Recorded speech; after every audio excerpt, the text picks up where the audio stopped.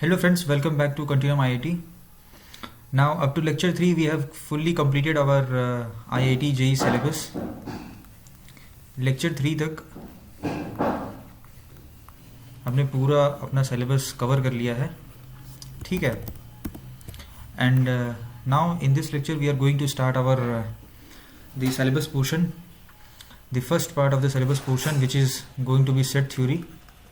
आज हम इसके बारे में अच्छे से पढ़ेंगे. सेट थ्योरी कहाँ से ओरिजिनेट हुआ, क्या इसका यूज़ है, एंड देन क्या इसके फंडामेंटल्स हैं, and then everything about set theory will be dedicated. This video will be dedicated to set theory. Okay, so let's get started.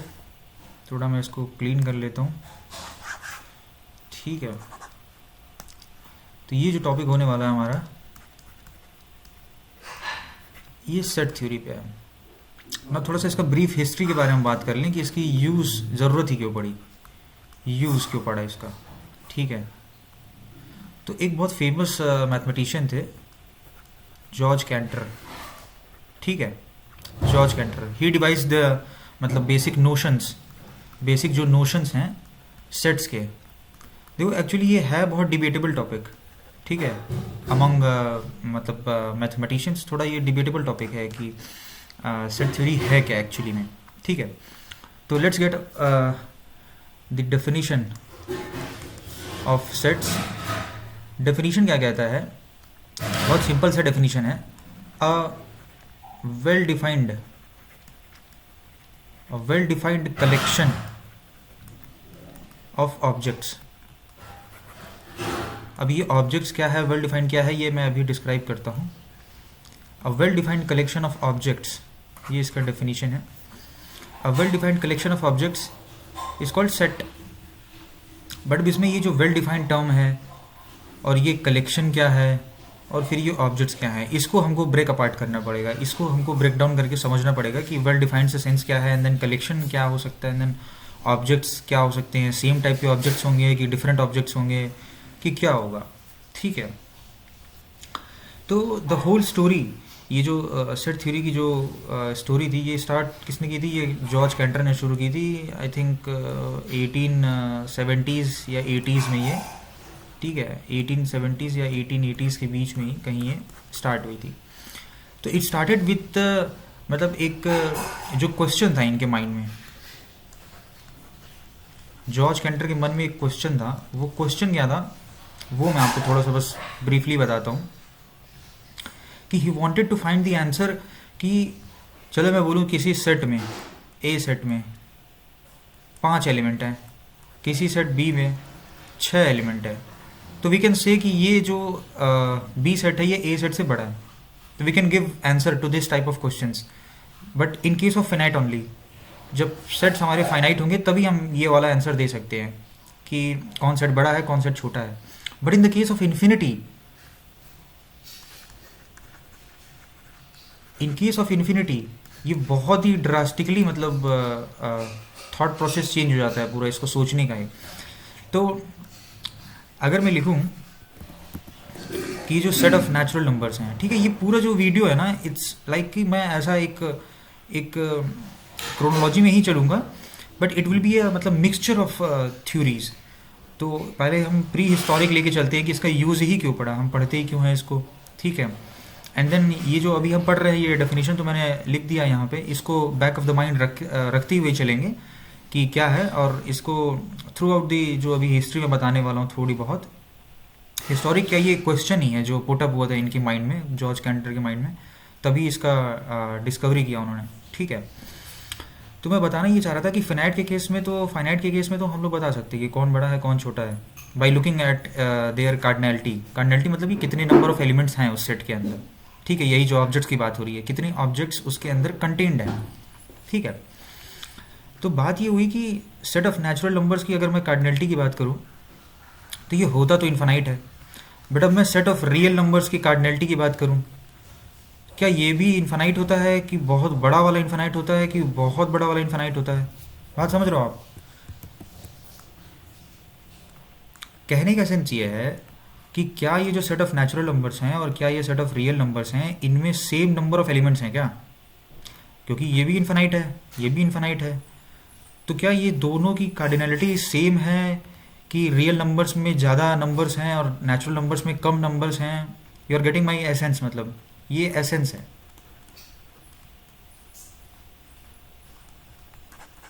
ये इस क्वेश्चन का मतलब सेट थ्योरी का ये बेसिक मतलब एसेंस है कि क्या ये कहना चाहता है, एंड देन क्या क्वेश्चन माइंड में था जिस समय ये सेट थ्योरी डेवलप हो रही थी।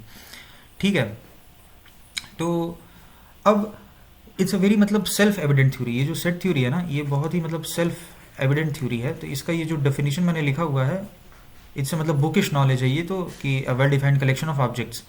मैंने एक ये करली ब्रेस लगाए, इसके अंदर मैंने A B C D E F कुछ भी रख सकता हूँ। मैंने रखे इसमें 1 2 3 4 5 6 एलिमेंट्स रखे, और मैं इस सेट को नाम दे दूंगा कैपिटल ए से। तो इसके अंदर जितने भी एलिमेंट्स रहेंगे, जितने भी एलिमेंट्स, अगर हम उसको काउंट कर सकते हैं तो काउंट करेंगे। अभी मैं काउंटिंग पे भी बात करूँगा कि कैसे काउंट करेंगे, कैसे आया ये कि सेट्स में कितने एलिमेंट्स होंगे। तो कार्डिनलिटी पे मैं बात करूँगा अभी कुछ देर में। ठीक है, तो ये तो हो गया फाइनाइट का केस, कि फाइनाइट के केस में हम नंबर ऑफ एलिमेंट्स काउंट कर सकते हैं। जैसे मैं बोलूँ, इसको मैं नंबरिंग दे दूँ 1 2 3 4 5 6, तो ए हैज़ 6 एलिमेंट्स एग्जैक्टली। बात समझ में आ रही है? तो ए की जो कार्डिनलिटी होगी ये हम ऐसे दिखाते हैं विथ ये जो फंक्शंस पढ़ेंगे तो ये मॉड का बन जाएगा, बट अभी इसको हम कार्डिनलिटी ही समझते हैं। तो कार्डिनलिटी ऑफ ए, या फिर और मैं ये भी लिख सकता हूँ कार्ड ऑफ ए, ये कितनी हो जाएगी हमारी? 6 हो जाएगी। ठीक है, these both are same thing. मतलब ये मैं ए के अगल बगल ये मॉड का साइन लगाऊं, चाहे मैं इसको कार्ड ए लिखूं, they both represent the number of elements contained in the set. ठीक है, अब देखिए मैंने ये जो कहा self evident theory. Self evident मतलब कि on the face of mathematics ये एक सेल्फ एविडेंट थ्योरी है, मतलब कि इसको बताने की ज़रूरत नहीं है। मतलब हम जैसे बोलते हैं घर में कितने लोग हैं, तो ब्रेसेस ले लो, and then Tom, Harry, mom and dad, ये 4 लोग हैं। तो ये भी एक कलेक्शन हो गया। ये कलेक्शन किसका हो गया? Set of family members. इसको हम क्या देंगे? Set of family members. ठीक है, आप बात समझो। अब ये जो सेट ऑफ फैमिली मेंबर्स है, ये देखो यहीं पे आ जाता है वेल डिफाइंड नेचर का। वेल डिफाइंड कहने का मतलब ये है कि इस सेट के अंदर, अगर मैं इस सेट को नाम दूं बी, तो बी जो सेट है इसके अंदर जो भी एलिमेंट्स आएंगे वो वेल डिफाइंड होंगे। वेल डिफाइंड मतलब कि इसके सेट के अंदर आने का एक जो क्राइटेरिया होगा वो प्री डिफाइंड होगा, वो सेट होगा। ठीक है, मैं कहना ये चाह रहा हूं कि सेट के अंदर आने के लिए जो एलिमेंट्स क्वालिफाई करेंगे वो वेल डिफाइंड नेचर के तभी होंगे जब वो कुछ एक डेफिनेट सेट ऑफ क्राइटेरिया को क्वालिफाई करेंगे। जैसे मैंने बोला कि एक सेट बी है, उसमें रखिए आप अपने सेट ऑफ फैमिली मेंबर्स को, तो मैंने एक प्रॉपर्टी दे दी ना आपको, ये एक प्रॉपर्टी है। और इसको सेटिस्फाई करेगा, इस प्रॉपर्टी को, ठीक है, पी प्रॉपर्टी है, इस प्रॉपर्टी को जो सेटिस्फाई करेगा दे विल ऑल मतलब be a member of this set B. ठीक है, अब देखिए ये जो मैंने स्टार्टिंग में यहाँ पे जो बात की थी कि सेट ऑफ नेचुरल नंबर्स और सेट ऑफ रियल नंबर्स, क्या इन दोनों में सेम नंबर ऑफ एलिमेंट्स हैं, क्या डिफरेंट नंबर ऑफ एलिमेंट्स हैं? तो स्टार्ट करना पड़ेगा हमें देखने से कि हम काउंटिंग ही मतलब कैसे करते थे इन द प्रिमिटिव मतलब एराज में, कि काउंटिंग कैसे शुरू हुई, फिर सेट्स कहाँ से आया, एंड देन एवरीथिंग। तो ये तो देखिए थोड़ा सा एक प्रीवियस टाइप का है सेट थ्योरी का, कि it started all with famous mathematician George canter. ठीक है, उन्होंने कुछ बेसिक सेट्स ऑफ नोशंस मतलब दिए इसके बारे में। फिर ये एक बुकिश डेफिनेशन है, ये बुक का डेफिनेशन है, इट्स नॉट मतलब very accurate and it's very debatable है अभी के स्टैंडर्ड एरा में मैथमेटिक्स के।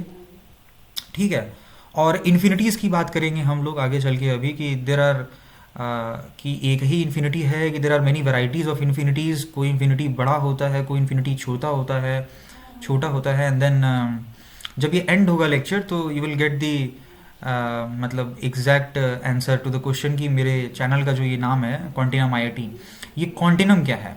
ठीक है, तो ये सारी चीज़ें हम डिस्कस करेंगे इस लेक्चर में। तो लेट्स गेट स्टार्टेड। हम पहले शुरुआत करते काउंटिंग से, ठीक है। एकदम be patient and then patience से, धैर्य से देखें ये वीडियो, and then I can assure you कि ये जब लेक्चर ख़त्म होगा you will get the whole idea about this set theory and क्या कैसे कहाँ से कैसे होता है, एंड देन कैसे सवालों को टैकल करना है, and then everything about the IIT JEE syllabus. तो अगर किसी ने सिलेबस नहीं देखा है अभी तक IIT JEE का, तो मेरे फर्स्ट लेक्चर में, जो लेक्चर फर्स्ट रहा है, उसमें मैंने सेट थ्योरी के सिलेबस को डिस्कस किया है, ठीक है। So you can go and check out my lecture first on set theory. Now we are going to start our syllabus portion for IIT JEE, ठीक है। तो इसमें पहला जो कॉन्सेप्ट आता है वो आता है काउंटिंग का, ठीक है। तो हाउ इट ऑल स्टार्टेड, तो काउंटिंग से देखिए शुरू हुई थी चीज़ें। अब मैं ये काउंटिंग को क्या बताना चाह रहा हूँ, जैसे मैं बोल रहा हूँ कि एक बैग है हमारे पास, ठीक है। मान लेते एक बैग है, उसमें मेरे पास 1 2 3 4 5 बॉल्स हैं, ठीक है। ये 5 बॉल्स हैं, बट मैं बोलूँ कि ये जब पहले के लोगों को नहीं पता था कि 5 क्या होता है, ये तो 5 एक सिंबल है ना, ये हमने बनाया है इसको रिप्रेजेंट करने के लिए। ये 5 ऐसे था नहीं पहले कि 1 2 3 4 5 ये हमारे पास पहले से ही अवेलेबल है, ठीक है। तो ये हमारे पास था नहीं। तो what we use to do कि हमको देखना होता था कि अगर मैं देखो इसमें ये जो बैग, इसको मैं नाम दे दे रहा हूँ, ठीक है, नॉमेनक्लेचर कर दे रहा हूँ। ये बैग B1 हो गया, ये मैं दूसरा बैग बनाया 1 2 3 4 5 6, ये बैग हमारा B2 हो गया। अब इसमें हमको आज जब हम रह रहे हैं 2022 में, तो हमें तो पता है क्योंकि हमारे पास रियल नंबर लाइन है, हमारे पास सेट ऑफ नेचुरल नंबर्स हैं, सेट ऑफ इंटीजर्स हैं, तो हम बता सकते हैं कि इसमें 5 एलिमेंट्स हैं, इसमें 6 एलिमेंट्स हैं, तो इसमें ज़्यादा हैं इससे, ठीक है। एग्जैक्टली ये समझ में आ रहा है बात। बट अगर आप चलो अब प्रिमिटिव में, प्रिमिटिव मतलब कि इट डेट्स बैक टू, मतलब वही 1800s की बात हो रही है, 1850s की, या फिर उससे भी बहुत पहले। तो पहले के ज़माने में क्या होता था कि वो ना वो ईंटें पत्थर इकट्ठा करते थे, ठीक है। जैसे मैं छोटे छोटे 1 2 3 4 5, ठीक है। ये जो 5, ये जो छोटे छोटे गिट्टी या पत्थर वो इकट्ठा कर लेते थे, ठीक है। अब वो क्या करते थे कि मैंने इसमें से जब एक ऑब्जेक्ट बाहर निकाला, तो मैं एट द सेम टाइम इसमें से भी एक ऑब्जेक्ट बाहर निकालता था और उन दोनों को साथ में रख देता था, ठीक है। तो ये 1-1 करस्पॉन्डेंस में होगा कि चलो एक बॉल है और एक गिट्टी मैंने निकाल दी, फिर मैं ऐसे ही सेकंड बॉल निकालूंगा, फिर उसको मैं एसोसिएट कर दूंगा दूसरे वाले छोटे वाले ईंटे पत्थर या गिट्टी जो भी है छोटी सी, फिर मैं तीसरा बॉल निकालूंगा, फिर मैं उसको एसोसिएट कर दूंगा ये छोटे वाले गिट्टी पत्थर से जो भी है, फिर ये चौथा निकालूंगा, उसको एसोसिएट कर दूंगा, एंड देन ये लास्टली 5th वाला। अब देखो ये करने से बेनिफिट क्या हुआ हमारा। आप तो सोचोगे कि नहीं यार ये तो बहुत ही सिंपल सी चीज़ है कि यहाँ पे छोटे छोटे गिट्टी को मैंने बॉल से मैच कर दिया, एंड देन फिर इससे पता क्या चला हमें पता ये चला कि ये जो बैग B1 में जितने एलिमेंट्स थे, और ये जो हमने शुरुआत में लेके चले थे हम, ये गिट्टी और ईंटें, ये दोनों के नंबर सेम है, दे बोथ आर सेम। तो यहीं से देखिए कॉन्सेप्ट आ जाता है ना अपना 1-1 बाइजेक्शंस का। तो यहाँ से हमारी काउंटिंग शुरू होती है, और काउंटिंग में यूज़ क्या होता है, सॉरी आप देखो काउंटिंग में यूज़ किसका होता है, सिर्फ नेचुरल नंबर्स का होता है। आप देख लो कभी भी आप किसी चीज़ को काउंट करोगे ना, तो उसमें नेचुरल नंबर्स का ही यूज़ होता है, एग्जैक्टली। और नेचुरल नंबर्स होते क्या हैं, 1 2 3 4 dot dot dot dot dot up to infinity. Up to infinity का मतलब, कहने का मतलब ये है कि ये अनंत काल तक ये चलते जाएंगे, ये नंबर्स कभी ख़त्म नहीं होंगे, ठीक है। अब इसकी कार्डिनलिटी क्या होती है सेट ऑफ नेचुरल नंबर्स की। ये जो कॉन्सेप्ट है ना, ये जो मैंने अभी बताया, ये बैग B1 का और ये बैग B2 का, ये थोड़ा सा एसोसिएट करता है ना उस समय जब पहले लोग भेड़ बकरी या फिर बहुत सारे वो डोमेस्टिकेशन जब चलता था पहले, ठीक है। जब डोमेस्टिकेशन चलता था तो वो क्या करते थे ना, अपने शीप्स को दे यूज़ टू मतलब उनको जाना पड़ता था बाहर, शीप्स वो कुछ खाते हैं, टहलते हैं घूमने के लिए, तो जो शेपर्ड्स थे वो छोड़ देते थे अपने शीप्स को बाहर जाने के लिए। तो अब जब वो छोड़ते थे तो वो काउंट कर लेते थे इन्हीं छोटी छोटी पत्थरों से कि मैंने कितने शीप्स को बाहर छोड़ा। ठीक है, मान लो 10 शीप्स गए थे बाहर, और उसने पत्थर इकट्ठा कर लिया, 1 2 3 4 5 6 7 8 9 10। ठीक है, उसने अपने हाथ में ये 10 पत्थर्स, जब वो एक को निकाला तो उसने एक पत्थर रख लिया, जब उसने दूसरे को निकाला तो दूसरा वो पत्थर रख लिया, तीसरे को निकाला तीसरा। तो ये छोटे छोटे कंकड़ उसने इकट्ठा कर लिए अपने हाथ में, और जब वो वापस आने लगे वो सारे, तो ये उनको फेंकने लगा शेपर्ड। जैसे एक शीप अंदर आई तो उसने एक फेंक दिया, दूसरी शीप अंदर आई दूसरा फेंक दिया, तीसरी शीप अंदर आई तीसरा फेंक दिया। अगर इसमें से एक भी ये बच गया और सारी शीप्स अंदर आ गई हैं और एक भी बच गया, then they use to know shepherds कि नहीं, एक शीप हमारा कहीं बाहर है अभी। आप बात समझ रहे हो कितनी ये इंपॉर्टेंट, बहुत छोटी सी बात है बट स्टिल वर्थ मतलब डिस्कसिंग थी ये मतलब चीज़ें, कि कैसे इट ऑल स्टार्टेड मतलब। ठीक है, बेसिक टर्म्स में, तो बेसिक टर्म्स में हम बहुत प्रिमिटिव मतलब एज से ही ये सीखते आए हैं कि किसी न किसी चीज़ को हम बाइजेक्शन में अगर रखेंगे तो it will be easy to count.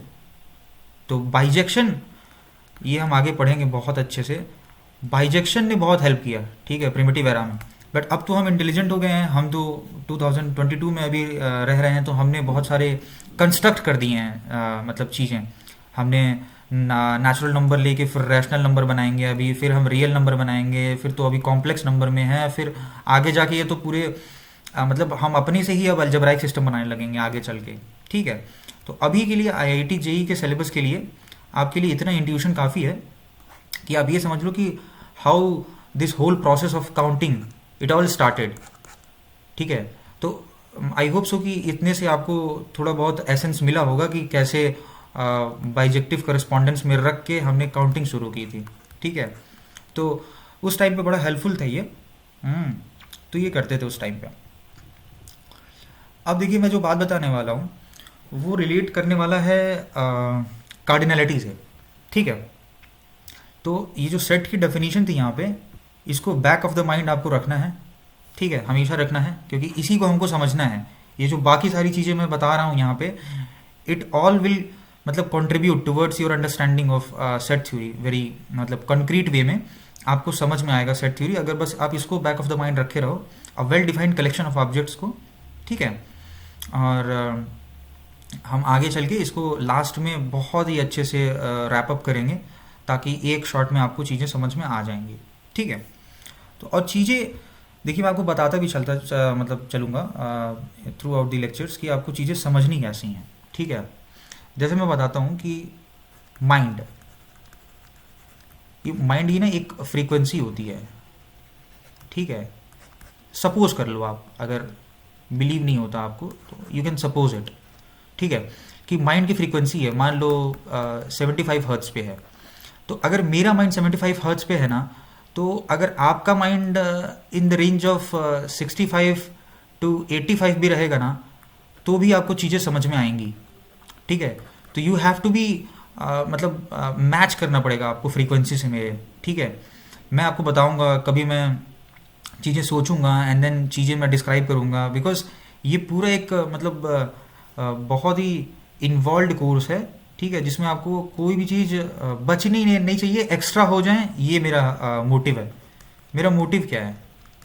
We will leave no stone unturned, no stone unturned.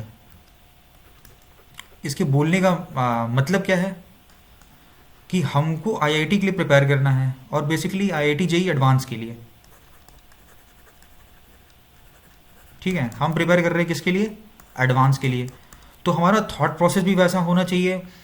और अगर आपको वन शॉट में चीज़ें सीखनी है, तो मैंने ये ट्रिक बता दिया आपको कि बस आपको जो पढ़ा रहा है बस उसकी आप फ्रीक्वेंसी को मैच कर जाओ, आप समझो कि वो बताना क्या चाह रहा है आपको। ठीक है, तो और हमारा मोटिव है कि हम कोई भी चीज़ छोड़ेंगे नहीं, थोड़ी चीज़ एक्स्ट्रा भले ही पढ़ लेंगे हम, क्योंकि लुक बैक करेंगे तो समझ में आएगा कि नहीं यार, ये तो चीज़ें बहुत ठीक है इंट्यूटिव थी, बहुत समझ लेनी चाहिए थी।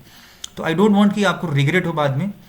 तो इसलिए ये छोटा सा चीज़ है कि अगर मेरा माइंड 75 हर्ट्ज कुछ ज़्यादा हो गया, वैसे एसी करंट का तो 50 हर्ट्ज होता है I think so, AC current ये जो up down up down up down करता है, तो इसकी जो फ्रीक्वेंसी होती है ये 50 हर्ट्स होती है, आई थिंक सो।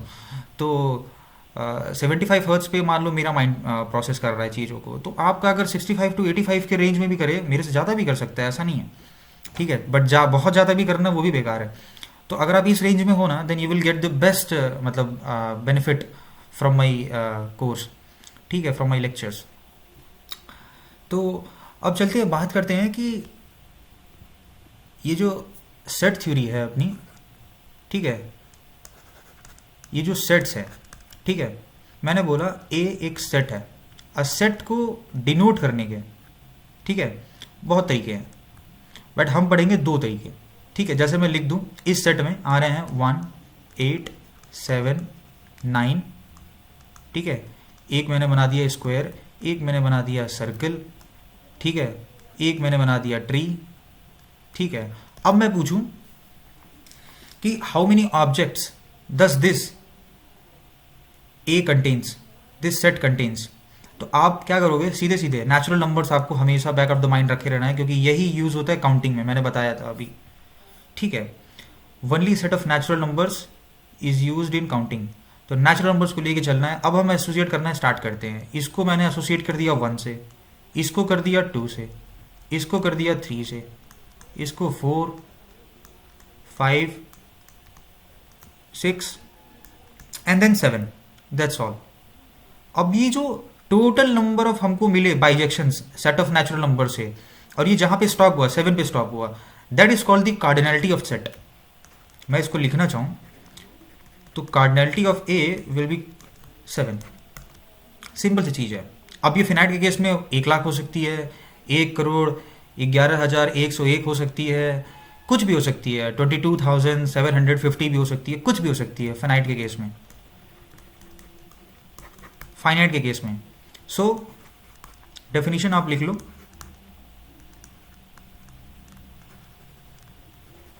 कार्डिनैलिटी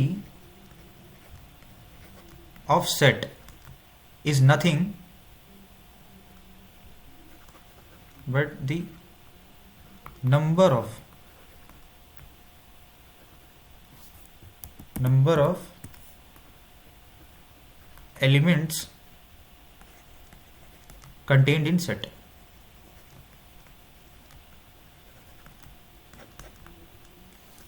ठीक है, ये हो गई हमारी दूसरी डेफिनेशन। हमने सबसे पहले पढ़ा सेट का डेफिनेशन कि एक well defined collection of objects. Collection मतलब कि इकट्ठा कर रहे हैं उसको एक जगह पे, ठीक है, एक जगह पे इकट्ठा कर रहे हैं। और ऑब्जेक्ट्स कैसे भी हो सकते हैं, कुछ भी हो सकता है, अगर उस सेट में है तो वो उस सेट का ऑब्जेक्ट है, एलिमेंट है। और ये वेल डिफाइंड चीज़ है, ये हम इसको धीमे धीमे डिस्कवर करेंगे अभी आगे चल के, ठीक है। अब ये दूसरी जो डेफिनेशन थी ये सेट्स के बारे में ही है कि भाई सेट के अंदर एलिमेंट हमने रखे कितने, तो वो ये सेकंड डेफिनेशन आ जाती है अपनी। इसको मैं ऐसे जॉट डाउन करता चलूँगा ताकि आपको इजी पड़े रिमेंबर करने में, ठीक है। थोड़ा इसको अच्छे से ही मैं लिख देता हूँ। ये हमारा सेकंड डेफिनेशन था और ये हमारी फर्स्ट डेफिनेशन है, ठीक है, ताकि मैं अगर आगे चल के इसको पॉइंट आउट करूँ तो आपको पता चले कि नहीं ठीक है, फर्स्ट डेफिनेशन क्या था, सेकंड डेफिनेशन क्या था, बिकॉज ये बहुत ही मतलब कनेक्टेड कोर्स होगा, ठीक है। अगर मैं सेट थ्योरी बोलूँगा कि today we are going to finish set theory, तो कोई भी ऐसे क्वेश्चंस नहीं होंगे जो आपको समझ में ना आए या आप उसको सॉल्व ना कर पाओ। तो यू हैव टू प्रैक्टिस। मतलब मैं ये नहीं बोल रहा कि मैं ही आपको एवरीथिंग मतलब प्रोवाइड कर दूंगा, मैं आपको थ्योरी प्रैक्टिकल्स, हम क्वेश्चंस भी बहुत सारे सॉल्व करेंगे, बहुत अच्छे अच्छे क्लास के क्वेश्चंस जो आईआईटी एडवांस में आपके लिए हेल्पफुल होंगे। तो we are going to do lot of मतलब ponderance over each and every topic, ठीक है। तो कार्डिनैलिटी समझ में आ गई आप लोग को कि the number of elements that the set contains is called the cardinality of that set, ठीक है। ये तो बात हो गई फाइनाइट के केस की, फाइनाइट के केस की। अब आते हैं हम फिर से सेट ऑफ नेचुरल नंबर्स पे, ठीक है, सेट ऑफ नेचुरल नंबर्स पे। अगर कोई भी चीज़ ना थ्रू आउट, अगर मैं फास्ट चल रहा हूँ, मेरा पेस अगर फास्ट हो, आप कोप अप नहीं कर पा रहे हो, then you can pause the video या आप थोड़ा उसको धीमा कर दो, ठीक है, ऑप्शंस होते हैं उसमें। नॉर्मल से आप थोड़ा धीमा कर लो या फिर आप वापस से लेक्चर्स को देखो। बट आपको चीज़ें समझ में आएंगी, ठीक है। You just have to have patience, और आप धीमे धीमे, मैं जो बिल्ड करना चाह रहा हूँ वो जब बिल्ड हो जाएगा एक चीज़, then you will come to know कि नहीं ठीक है, सारी चीज़ें हमारे पास हैंडी हैं, अब हम काम कर सकते हैं उसमें, ठीक है। अब ये देखो आप ना, ये जो सेट ऑफ नेचुरल नंबर्स है, अगर मैं इसके कार्डिनलिटी की बात करूँ, ठीक है, तो अभी जहाँ तक आप लोगों ने पढ़ा होगा, इसको बस आप लिख दोगे कि ये इन्फानाइट होता है, set of natural numbers infinite होते हैं, बिकॉज कोई भी आप मेरे को एक नंबर दो n, मैं उससे बड़ा नंबर ढूंढूंगा n+1, सिंपल सी बात है। ये हम मैथमेटिकल इंडक्शन में भी पढ़ेंगे, मैं मतलब उसकी प्रॉपर्टी यही होती है मैथमेटिकल इंडक्शन की। इफ़ वन बिलोंग्स टू किसी कोई सेट में अगर वन बिलोंग कर रहा है और किसी सेट में अगर n बिलोंग कर रहा है और उसके पास प्रॉपर्टी ये है कि n+1 भी बिलोंग कर रहा है, तो इट मीन्स कि उसके अंदर सारे नेचुरल नंबर्स बिलोंग करेंगे। यही है मतलब एसेंस मैथमेटिकल इंडक्शन का। बट मैं यहाँ पे बात करना चाह रहा हूँ cardinality of set of natural numbers की। आप मेरी बात बस समझो, ये इन्फानाइट तो होता है, बट ये कौन से क्लास का इन्फानाइट है ये हमें डिस्कस करना है यहाँ पे। बात समझिए आप, मैंने यहाँ पे क्या बात बताई कि आप कोई भी मेरे को एक नेचुरल नंबर दो ना, मैं उससे बड़ा एक नेचुरल नंबर जनरेट कर दूंगा, जो कि क्या होगा, सिंपल सी बात है n+1। आप 10 दो, मैं बता दूंगा देखो 11 भी एक नेचुरल नंबर ही है, उससे 1 आगे है, तो इट्स नेवर एंडिंग प्रोसेस। 1 तो आप ऐड करते ही जाओगे, करते ही जाओगे, करते ही जाओगे, तो कभी ये एंड नहीं होगा। तो इसको हम क्या कह देते हैं, cardinality of natural numbers is infinity. But ये इन्फिनिटी होता है, but it's the smallest form of infinity. मैं ये जो बात बोल रहा हूँ इसको आप नोट डाउन कर लो, it's the smallest class of infinity, smallest class of infinity. इसको डबल कोट में मैं रख रहा हूँ, स्मॉलेस्ट क्लास ऑफ इन्फिनिटी। और इसको इन्फिनिटी ही ना कह के हम इसको कहते हैं LF0। क्या कहते हैं हम इसको, LF0। ये जो सिंबल है ये LF, ये जीरो मतलब नॉट होता है। तो अब हमको क्या पता चला कि हमने एक स्टैंडर्ड नॉमेनक्लेचर दे दिया कि अगर सेट ऑफ नेचुरल नंबर है तो उसकी कार्डिनलिटी को हम क्या बोलेंगे, LF0। बात समझो आप, ठीक है। और ये जो LF0 होता है ये स्मॉलेस्ट क्लास ऑफ इन्फिनिटी होती है, मतलब ये तो सबसे छोटी इन्फिनिटी। ये भी इन्फिनिटी है, ये भी असंख्य ही है, ये भी मतलब इनका कोई लिमिट ही नहीं है। इतने नेचुरल नंबर्स हैं, अबंडेंस में हैं, बहुत ढेर सारे हैं नेचुरल नंबर्स। अगर हम इसको प्लॉट करें, ठीक है, मैं ये बनाया हूँ एक रफ स्केच रियल लाइन का, बट हम इस पर रियल नंबर शो नहीं करेंगे, ठीक है। ये तो रह गया अपना 0, ये बिलोंग नहीं करता है, it does not belongs to natural numbers, ठीक है। 1, ठीक है, 2, ठीक है, 3, 4, 5 and so on, it goes on. मतलब ये कभी स्टॉप ही नहीं होगा। आप कोई भी एक नंबर दो, उससे बड़ा नेचुरल नंबर आप फाइंड आउट कर सकते हो सेट ऑफ रियल लाइन पे। अब देखो इसमें बात क्या आती है ना, कि क्या is cardinality of real number is also infinity, या इसको और एक क्वेश्चन है ये कि क्या ये इन्फिनिटी है उस क्लास की जिस क्लास की इन्फिनिटी नेचुरल नंबर की कार्डिनलिटी है। आप क्वेश्चन समझ रहे हो मैं क्या कहना चाह रहा हूं। यहां पे मैंने थोड़ा इसको मेसी बना दिया है, ठीक है। मैं इसको कह देता हूं इन्फिनिटी प्राइम, मतलब ये दूसरी इन्फिनिटी है इस वाले इन्फिनिटी से, जो सेट ऑफ नेचुरल नंबर्स की इन्फिनिटी थी उससे तो ये डिफरेंट ही है, ठीक है। या बता भी सकते हो, या मतलब ऑब्जर्व भी कर सकते हो रियल लाइन्स पे, क्योंकि 0 और 1 के बीच में भी एक नंबर है जो कि रियल नंबर, बट वो नेचुरल नंबर में कंटेंट नहीं है। तो there are you can see intuitively भी आप देख सकते हो कि हर दो नेचुरल नंबर्स के बीच में there are infinite real numbers. देखो जैसे मैंने लिया 0 और 1, ठीक है, इसको मैं रख दूं, ये मैंने लगाया है जो भी ऐसे ब्रैकेट लगाए हैं, मैं इसको बाद में मैं डिस्क्राइब करूंगा। ओपन होते हैं, क्लोज होते हैं, सेमी ओपन सेमी क्लोज होते हैं, तो उनकी भी बातें हम लोग बाद में करेंगे। बट अभी आप बस ये समझ लो कि ये 0 क्या है, नेचुरल नंबर, सॉरी 1 क्या है हमारा नेचुरल नंबर, और 2 भी क्या है नेचुरल नंबर। अब मैं बोल रहा हूँ 1 नेचुरल नंबर है, 2 नेचुरल नंबर है। बट अगर मैं ये कहना चाहूँ कि सेट ऑफ जो रियल नंबर्स है वो ग्रेटर है, स्ट्रिक्टली ग्रेटर है सेट ऑफ नेचुरल नंबर से, तो क्या ये गलत होगा कि क्या ये सही है मैं ये जो कह रहा हूँ यहाँ पे। कि 1 और 2 के बीच में कितनी नंबर्स आएंगे जो रियल नंबर्स में बिलोंग कर रहे होंगे। If x belongs to open interval 1 to 2, ठीक है, तो ये जो x होंगे ये कितने हो सकते हैं, how many x's are possible, how many x belongs to real number, ये क्वेश्चन है हमारा। ठीक है, इसका आंसर आप कमेंट बॉक्स में कमेंट करो, क्या आप सोचते हो। अगर आप लेक्चर देख रहे हो थोड़ा सा मतलब इन्वॉल्व हो गए ना आप, इसको थोड़ा सा इंटरेस्टिंग बनेगा आपके लिए भी। ठीक है, तो यू कैन सी एग्जैक्टली कि हाँ भाई हमें पता है कि हमें तो ये भी पता है कि दो रेशनल नंबर्स के बीच में एक इरेशनल नंबर होता है, हर दो इरेशनल नंबर्स के बीच में एक रैशनल नंबर्स होता है। रैशनल इरेशनल भी आपको पता ही होगा कि क्या होता है rational irrational number. Rational numbers are nothing but the numbers which can be written in the form of p by q where q is not equals to 0। इसको भी हम सेट में रख दिया। ठीक है, ये जो सेट बना वो क्या बन गया, सेट ऑफ रैशनल नंबर्स का। सेट ऑफ इरेशनल नंबर्स ये कॉम्प्लीमेंट लगाएंगे, अभी हम पढ़ेंगे अलजेब्रा ऑफ सेट्स में, तो उसमें पता चलेगा कॉम्प्लीमेंट क्या होता है। कॉम्प्लीमेंट मतलब कि पूरे रियल नंबर्स में से अगर ये रैशनल नंबर्स हम हटा दें तो जो बचेंगे वो क्या बचेंगे, इरेशनल नंबर्स। ठीक है, तो इसको हम क्या कहते हैं, सॉरी, इसको हम क्या कहते हैं, r माइनस क्यू। पूरे रियल नंबर में से रैशनल नंबर्स आप हटा दो, जो बचेगा वो इरेशनल नंबर होगा। मेरा कहने का सेंस ये है कि यहाँ पे जो मैंने क्वेश्चन, यहाँ पे मैंने जो क्वेश्चन पूछा कि क्या सेट ऑफ रियल नंबर्स में जितने भी एलिमेंट्स आते हैं वो ज़्यादा है सेट ऑफ नेचुरल नंबर से कि नहीं, सिंपल सा क्वेश्चन है ये। तो हाँ, इसका आंसर है यस। यस, यहाँ पे जो होगा ये, इसका भी आंसर इन्फानाइट होगा। मतलब 1 से अगर आप शुरू करो और 2 तक पहुँचो तो इसके पहुँचने के बीच में जो जर्नी होगी उसमें भी इन्फानाइट रियल नंबर्स आएंगे, इन्फानाइट रियल नंबर्स। तो आप बात देख रहे हो, समझ रहे हो, मतलब दो नेचुरल नंबर्स के बीच में इन्फानाइट रियल नंबर्स हैं। तो ये हम कह सकते हैं कि the cardinality of real numbers is strictly greater than cardinality of natural numbers.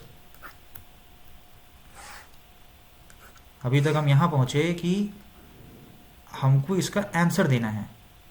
ठीक है, कार्डिनलिटी ऑफ नेचुरल नंबर्स क्या होती है हमें पता है, हमने उसको नाम दे दिया था इन LF not, and this is the smallest class of infinity. ये जो क्लास ऑफ इन्फिनिटी मैं बोल रहा हूं ना, क्लास ऑफ इन्फिनिटी, तो आप ये समझ लो there are many different class of infinities, बहुत क्लास ऑफ इन्फिनिटीज होंगे। और ये हम कब पता चलेगा, जब हम पढ़ेंगे पावर सेट, कि पावर सेट से हम कैसे बताएंगे कि there are many different class of infinities. कोई इन्फिनिटी छोटा है, ये इन्फिनिटी उससे भी बड़ा है, ये इन्फिनिटी उससे भी बड़ा है। जैसे हमें क्या पता चला कि अगर मैं इसकी कार्डिनलिटी को, ये जो कार्डिनलिटी ऑफ रियल नंबर है ये तो आपको पता चल गया कि इससे तो बड़ी ही है, मतलब ये LF नॉट से तो बड़ी ही है। ये जो LF नॉट से बड़ी है कार्डिनलिटी और जो रियल नंबर की कार्डिनलिटी है, इसी कार्डिनलिटी को हम कहते हैं द कॉन्टिनम। इसको क्या किससे रिप्रेजेंट करते हैं, sorry, 2 power LF not. So the cardinality of real numbers is 2 के पावर LF नॉट।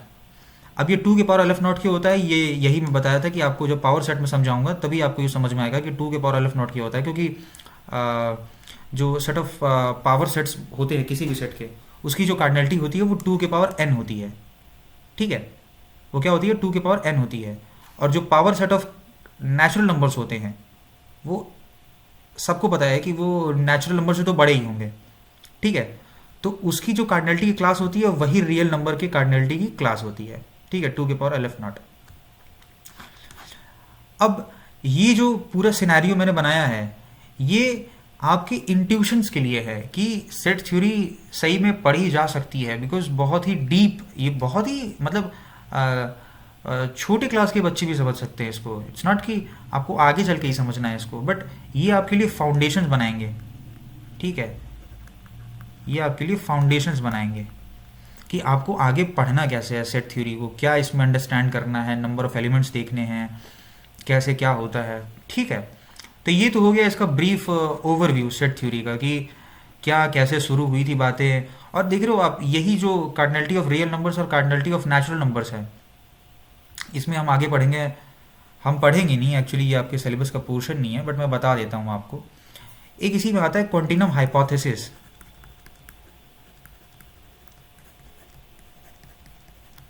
ठीक है, छोटी सी चीज़ है, अगर आप आगे मैथ्स को फॉलो करना चाहते हो, ये बहुत ओपन क्वेश्चन भी है, अगर आप इसको सॉल्व कर दो तो it will be like marvellous. ठीक है, कॉन्टिनम हाइपोथेसिस अभी स्टिल ओपन प्रॉब्लम है, अनसॉल्व है। ठीक है, मैं बता रहा हूँ ऐसे ही बिकॉज थोड़ा सा इंटरेस्टिंग हो जाएगा ये लेक्चर अपना। बस 2 मिनट लगेगा समझने में आपको। तो इसको बनाया किसने था? वही जॉर्ज कैंटर ने। उन्होंने ये हाइपोथेसिस दिया था, और हिल्बर्ट ने तो इसको अपने 23 प्रॉब्लम्स भी रखा था, 23 प्रॉब्लम्स ऑफ हिल्बर्ट। आप इसको कभी देखना, मतलब फ्री टाइम में। Hilbert was also very famous mathematician. उन्होंने अपने 23 प्रॉब्लम्स रखे थे, और इसमें जो सबसे फर्स्ट प्रॉब्लम था दैट वाज कॉन्टिनम हाइपोथेसिस। इसको शॉर्ट फॉर्म में CH हाइपोथेसिस भी बोलते हैं। इनका कहना ये था कि यूनिवर्स में जितने भी सेट्स हम बना सकते हैं, जितने भी हम सेट्स बना सकते हैं, क्या उनकी कार्डिनलिटी सिर्फ LF0 और 2 के पावर LF0 ही हो सकती है क्या? मतलब there are only 2 classes of infinity, LF0 and 2 के पावर LF0। सिंपल सा क्वेश्चन। मतलब कहने का अर्थ ये है, सेंस ये है कि क्या हम यूनिवर्स में जितने भी सेट हैं, जितने भी सेट हैं यूनिवर्स में, क्या हम उनको 1-to-1 बाइजेक्शन में,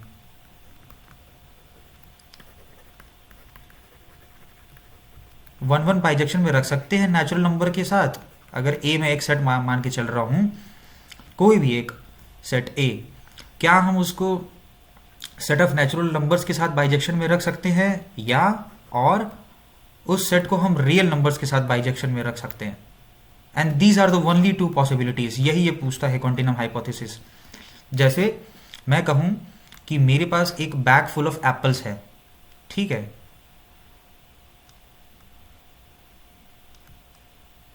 एप्पल बना लूँ मैं थोड़ा सा, ये उतना रिसेंबल नहीं कर रहा, बट ठीक है। मेरे पास 4 एप्पल्स हैं, ठीक है। अब मैं ये एक्सप्लेन करना चाह रहा हूँ बस कि 1-to-1 बाइजेक्शन में क्या कहना चाह रहा था। जैसे मैं नेचुरल नंबर्स मेरे पास हैंडी है, मेरे को पता है नेचुरल नंबर्स क्या होते हैं, 1 2 3 4 5। मैं इसको दे दूँ नाम 1, मैं इसको दे दूँ 2 3 4 एंड 5। तो ये तो सेट ऑफ नेचुरल नंबर से नहीं, बट अगर हम नेचुरल नंबर्स को रेस्ट्रिक्ट कर दें, क्या कर दें, नेचुरल नंबर्स देखो आपके होते क्या है, 1 2 3, 1 से स्टार्ट होते हैं and then it will move on. But अगर ए इसका कोई सबसेट है एन का, जो इस केस में क्या है 1 2 3 4 5, हम इससे तो बाइजेक्शन बना सकते हैं। देखो आप, ए से ही हमने यहाँ पे बाइजेक्शन स्टैब्लिश कर दी, तो वी कैन से कि नहीं भाई, अगर किसी के सबसेट से बाइजेक्शन है तो उस सेट से भी तो बाइजेक्शन हो ही गया। ठीक है, बाइजेक्शन नहीं हुआ इन ए सेंस कि हमको उसका एक सबसेट मिल गया जिससे हम बाइजेक्टिव मैप एक स्टैब्लिश कर सकते हैं। ठीक है, बाइजेक्शन मतलब कि 1-1 होना और 1-1 करस्पॉन्डेंस में होना। तो हमको नेचुरल नंबर का एक तो सबसेट मिल गया जिससे हम इस बैग फुल ऑफ एप्पल्स को बाइजेक्शन में रख सकते हैं। ठीक है, तो क्या यूनिवर्स में हम जितनी भी सेट बनाएं वो हमेशा नेचुरल नंबर से बाइजेक्शन में रहेंगे, और अगर नेचुरल नंबर से नहीं है तो हमेशा वो सेट ऑफ रियल नंबर से बाइजेक्शन में रहेंगे? इससे बड़ा कुछ नहीं हो सकता। कॉन्टिनम हाइपोथेसिस का कहना ये है, CH का, कि there are only 2 classes of infinities which is LF0 and which is 2 के पावर LF0। क्या यही पॉसिबल है? अब ये सुनने में तो बहुत सिंपल क्वेश्चन है, but it's very tough and still ये एक ओपन प्रॉब्लम है, एंड बहुत लोगों ने इस पर अपने हाथ आजमाए हैं, बट बहुत ही फंडामेंटल क्वेश्चन, बहुत ही आप भी जब इसको सॉल्व करने को सोचोगे you will get your head around it, तो आपको समझ में आएगा कि नहीं थोड़ा सीरियस ये क्वेश्चन है। सुनने में तो बहुत इजी लगता है, बट है काफ़ी टफ ये, बहुत ही मतलब एनालिसिस करनी पड़ेगी इसमें। ठीक है, तो अब चलते हैं, थोड़ा सा मूव ऑन करते हैं अपने एग्ज़ाम पॉइंट ऑफ व्यू से। एग्ज़ाम पॉइंट ऑफ व्यू में ये तो हो गई, देखिए थोड़ा सा अपना एक बार और मैं आपको रिवाइज़ करवा दूँ कि मैंने अभी तक देखा क्या है। अभी तक हम लोग अपने मतलब देख क्या लिया है सेट थ्योरी में। सेट थ्योरी हमने देखा कि इसका यूज़ क्या है। इसका यूज़ मैथमेटिक्स में एज अ बिल्डिंग मटेरियल की तरह काम करेगा। ये किसकी तरह काम करेगा? As a building material. जैसे बिल्डिंग बनती है तो उसमें सीमेंट काम आता है, ठीक है, ईंट काम आती है, गिट्टी काम आती है, ठीक है, बहुत सारी चीज़ें लगती हैं। तो वैसे ही ये सेट थ्योरी बिल्डिंग मटेरियल की तरह है। बहुत सारे ये मैथमेटिकल ऑब्जेक्ट्स हो गए आपके, उनको बिल्ड करने में ये बहुत यूज़फुल होगा। और उसका एक छोटा सा एसेंस यहाँ पे डेफिनेशन है उसकी। छोटा सा एसेंस की क्वेश्चन क्या उठा था कि सेट थ्योरी का डिस्कवरी करना पड़ा, इन्वेंशन करना पड़ा, ठीक है।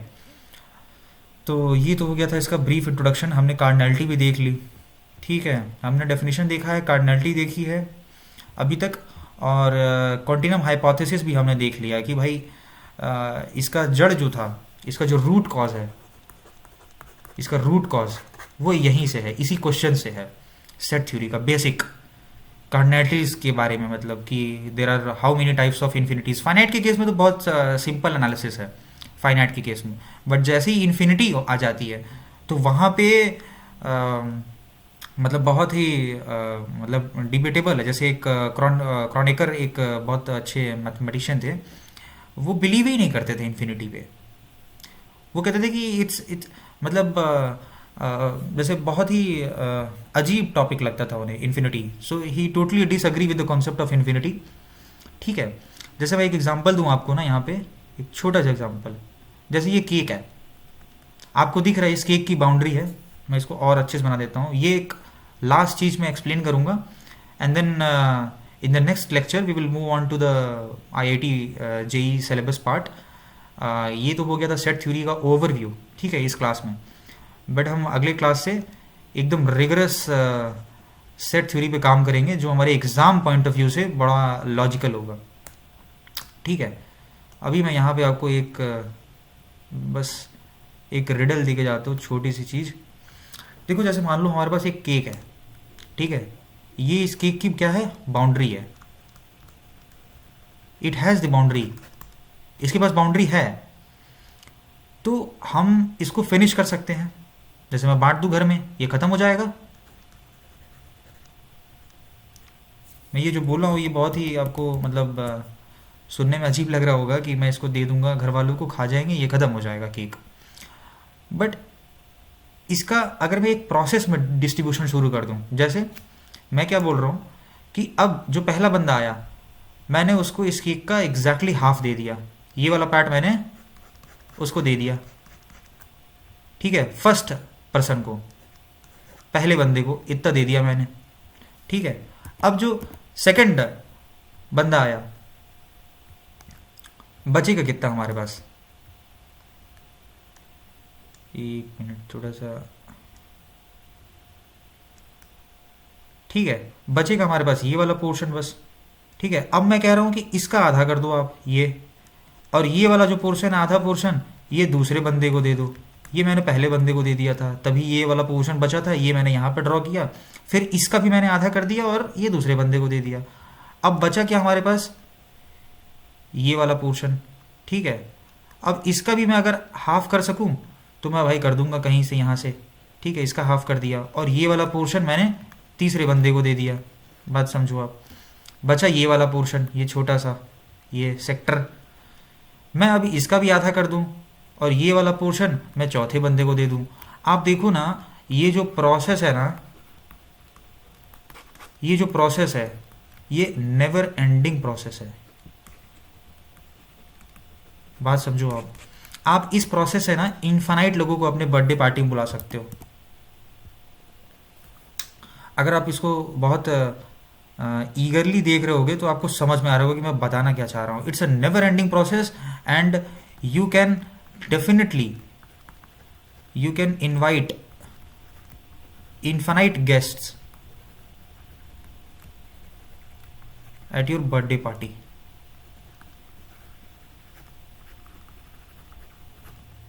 थोड़ी सी इंटरेस्टिंग बात है, आई थिंक सो ये, ठीक है। तो इस प्रोसेस से अगर आप देना शुरू कर दो केक बर्थडे पार्टी में, कि पहले मैंने एक केक लिया, उसका आधा किया और पहले बंदे को दे के बोल दिया ठीक है, थैंक यू सो मच मेरे बर्थडे पार्टी में आने के लिए, एंड देन जो हाफ जो बचा उसका मैंने हाफ किया। ये देखो, पहले मैंने हाफ करके दे दिया, फिर ये जो हाफ बचा केक उसका भी मैंने हाफ करके दूसरे बंदे को दे दिया, फिर जो लेफ्ट ओवर था उसका हाफ करके मैंने तीसरे बंदे को दे दिया, फिर जो हाफ बचा था उसका हाफ करके मैंने चौथे बंदे को दे दिया, and so forth and so on. तो अब अगर इसकी ये देखो, ये थोड़ा सा ज्योमेट्रिकल इंटरप्रिटेशंस है, ये जो मैंने बताया, ये सॉरी ये ज्योमेट्रिकल है थोड़ा सोचने का तरीका। अब हम इसको अगर एल्जेब्राइकली सोचें, एल्जेब्रा के थ्रू, एल्जेब्राइक अगर सोच रखे हम, हमारा अगर एक्स वाई जेड में बड़ा मन लगता है, नंबर्स में बड़ा मन लगता है, तो हमने किया क्या, हमने वन लिया, उसका हाफ किया, एक बंदे को दे दिया कितना, वन हाफ। फिर जो नेक्स्ट बंदा आएगा उसको हमने कितना दिया, प्लस वन फोर्थ। बात समझो आप, one by two divide by one, one by to का जब आधा करोगे तो कितना हो जाएगा, वन बाई फोर। वही चीज़ मैंने यहाँ पे रख दी, ठीक है। अब जो अगला बंदा आएगा उसको कितना मिलेगा, वन बाई एट्थ। अगला बंदा आएगा उसको कितना मिलेगा, one by sixteen, one by thirty two, and so forth and so on up to infinity. But देखो, जब हम पढ़ेंगे ज्योमेट्रिक प्रोग्रेशन ना, जीपी, तो पढ़ेंगे कि इसका सम जो आता है वो फाइनाइट आता है, इसका जो सम आता है वो फाइनाइट आता है। और निकालते कैसे हैं, ए अपॉन वन माइनस आर, पता ही होगा आप लोगों को, नहीं पता तो भी हम पढ़ेंगे। One minus one by two क्या आ जाता है, one by two divide by one by two is exactly equal to one. बात समझो, इसीलिए मैंने अपने डिस्क्रिप्शन में हर बार लिखता हूँ कि have faith in the process. आप देखो हम किस प्रोसेस से यहाँ पे बर्थडे केक डिस्ट्रीब्यूट करना शुरू कर रहे थे, ये वाले प्रोसेस से, कि हम हाफ करते जाएं, हाफ कर दें, फिर उसका हाफ कर दें, फिर उसका हाफ कर दें, लेफ्ट ओवर्स का, लेफ्ट ओवर का ही हाफ करना है हमें। मैं बार बार ध्यान से इसलिए बता रहा हूँ कि कुछ ऐसी चीज़ें ना रहे जो ना समझ में आए आपको, ठीक है। लेफ्ट ओवर वाले का ही हमें हाफ करना है। जैसे हमने ये केक था, इसका ये वाला पोर्शन जो मैंने शेड किया है ये हमने दे दिया, तो लेफ्ट ओवर क्या हो गया, लेफ्ट ओवर ये वाला पोर्शन है, लेफ्ट ओवर। फिर इसको लेके मैंने डिस्ट्रीब्यूट करना शुरू किया, दूसरे बंदे को दिया उसका आधा, फिर तीसरे बंदे को बचे हुए का आधा, चौथे बंदे को, फिर पांचवां, ऐसे करते करते। तो you can invite infinite guest and it is, मतलब इन थ्योरी ये है भी ऐसी चीज़ें।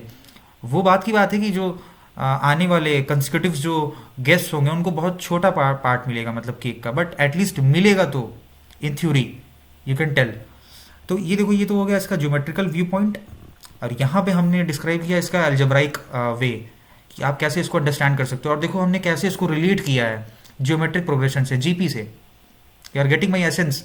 तो ऐसे ही हम चीज़ें बिल्डअप करते जाएंगे, ऐसे ही हम चीज़ें पढ़ते जाएंगे, और बहुत ही इन्वॉल्व होगा अपना ये लेक्चर सीरीज़, जो सिर्फ और सिर्फ मेरा गोल, वन एंड ओनली गोल यही है कि आपको फ्री ऑफ कॉस्ट एक अच्छे से प्लेटफॉर्म पे, यूट्यूब जैसे प्लेटफॉर्म पे एवरीथिंग मैं अवेलेबल करा पाऊँ। और you just have to have patience and keep watching my videos, like my videos, subscribe my channel, and then we'll meet again with the theory portion of set theory for IIT JEE mains and advanced. Okay, thank you so much.